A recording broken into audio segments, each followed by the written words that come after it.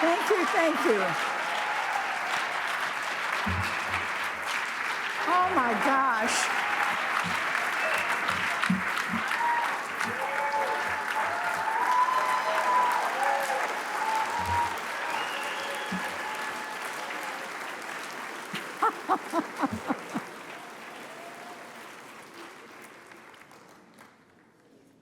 Well, I met Dolly Parton in the 70s when she was playing her first date in New York City. Her manager, Sandy Gallen, had booked her there to introduce her to a new audience. And as you can imagine, she was sensational. Then a few years later, I was doing a show at the Amundsen Theater, and Jane Fonda came. And I was a nervous wreck because I was a big fan of Jane's. I actually rocked a clued hairdo for about 2 years. And Jane already had a draft of 9 to 5, the movie, but it was done as a drama. So after my show, Jane came backstage and she said she wanted to change 9 to 5 from a drama to a comedy. And she wanted me to be in it. I said, well, hot diggity. I'm in. And then later, Jane was driving home and she heard Dolly singing on the radio 2 doors down. And she thought, Dolly Parton, she would be great in the movie. And so we ended up with Jane, me, Dolly, in 9 to 5.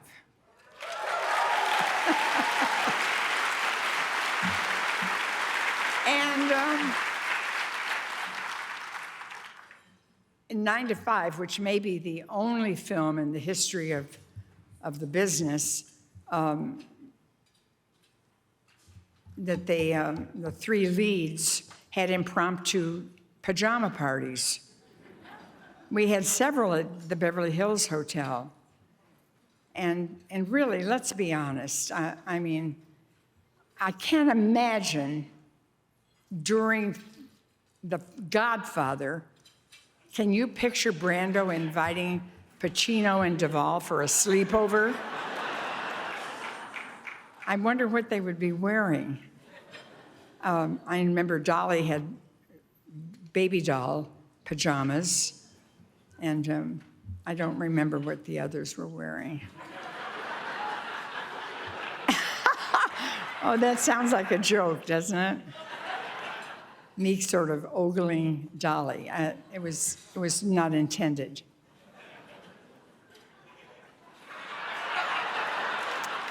You know, 9 to 5 was Dolly's first movie, and she was fabulous. And during one of our rehearsals, I forgot a line, and she recited it for me. I asked her how she knew my line, and she said in her rapturous drawl, which I won't try to imitate, my voice is a little on the deeper side. I said to her, she said, well, no, don't start trying to do it. Well, she said, I never made a movie, and I thought I better memorize the whole darn script. And she did, even Dabney's part. And I said, you memorized Dabney's part? He played the boss, you know, Franklin Hart. I thought maybe 90% of you would have seen 9 to 5 because, well, it's been, no, I wasn't, that wasn't intended either. That was not intended under any circumstances. You know, I have double vision, and I'm trying to look at the prompter just to keep myself on an even keel. But I'm seeing, like, I see 2, and I can't see any of them very well. They're sort of like dancing together, the letters next to each other. Oh, this is, I could tell you a terrible story that. No, I'm not.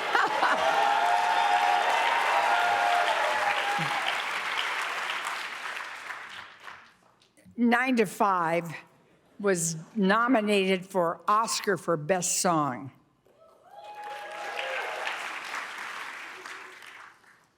See, if I shut one eye, I can see it. But it is so much bigger than any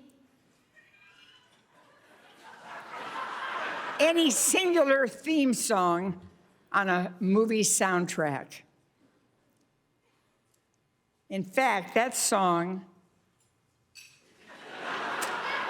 became an anthem for our culture of the time, and just another example of how Dolly's lifelong compassion can be found in her philanthropy. No. Can be found in her, oh, I'm so embarrassed. I mean,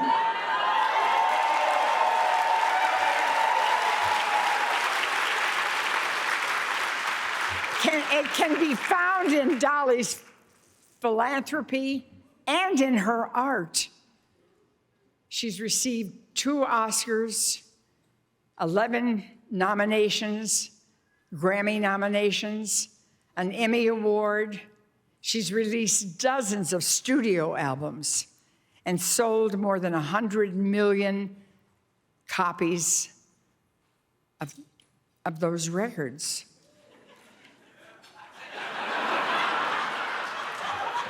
Worldwide.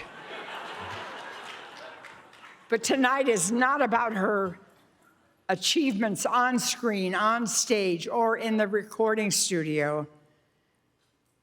Tonight it is about honoring her.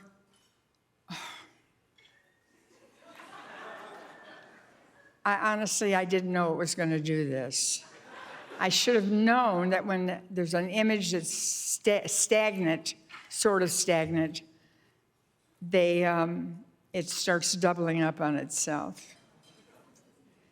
So, let me just get down to business. What are those words ahead of that, Sean? Tonight is about honoring her for all that she has done off screen.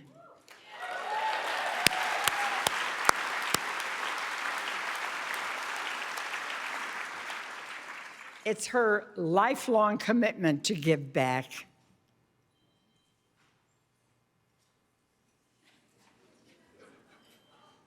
Oh, see, there's a letter missing at the top of the first word because it danced off screen. Her humanitarian achievements are as staggering as her formidable singing career. Dolly's story is one of a woman who was born in East Tennessee.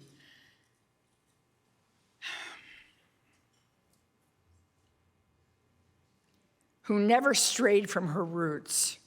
And Dolly has often said, to thine own, I know this part by heart, to thine own self be true. Just that line is what I knew by heart. She has managed to live that principle while reaching for unprecedented heights of fame. In fact, I feel sort of self-conscious when we're standing next to each other and we go out and say or do something, because I personally have devoted more time to my career than to my activism. And it's belittling, really. I'm trying to make it, no, I'm kidding. I'm not kidding. I don't even know what I'm saying.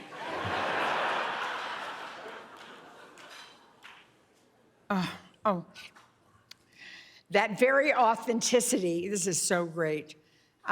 We had something in the script earlier, and I said, I can't say that about Dolly. She's too precious, she's too perfect, she's so alive and so and she's just so simply, totally good. And we said, that's for sure. But there was a line in it, and we said, for a woman who has fake fingernails, fake hair, I suppose. I don't even know that's for true, but that's what so many people assume. I said, for all that, see, fakery, I can't use fakery with the word Dolly. It doesn't suit her at all. But they thought this might be a good joke, and so I tried to work it and see if I went to the laundromat, I went to the butcher shop. I tried the line out, and you could see the look of perplexity and concern that came over the person's face because I was betraying Dolly, the image, the soul, the heart of Dolly. It is so good and so true. And so you'd say, she has fake nails, fake hair, blah, blah, blah, something.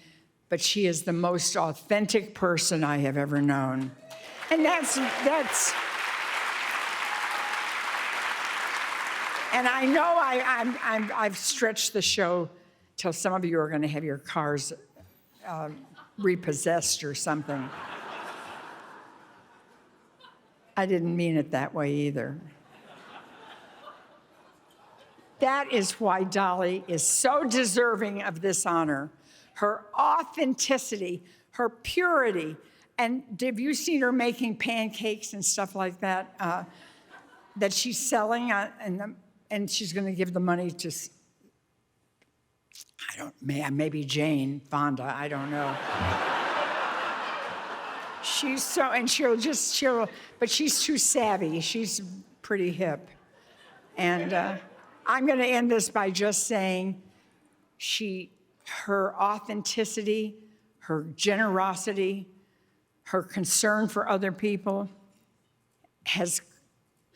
for that reason, she really does deserve this honor, symbolized by the Oscar statuette. Were they trying to get me off? I'm sorry. I want to be off. I want desperately to be off, believe me. She is one of the few people who remains in this world that everyone loves and respects.